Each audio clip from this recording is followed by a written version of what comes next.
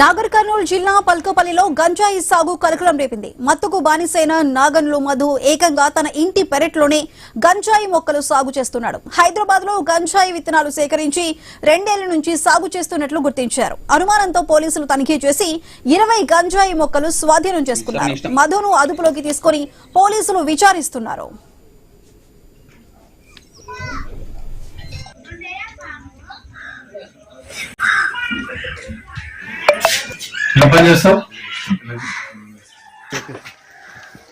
హరి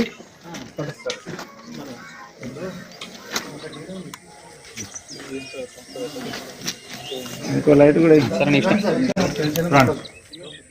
ఇంకో లైట్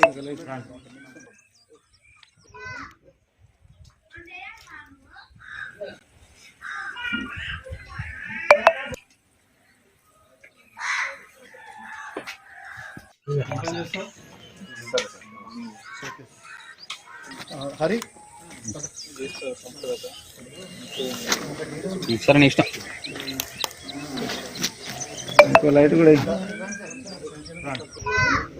ఇంకో లైట్ కూడా ఇంకో లైట్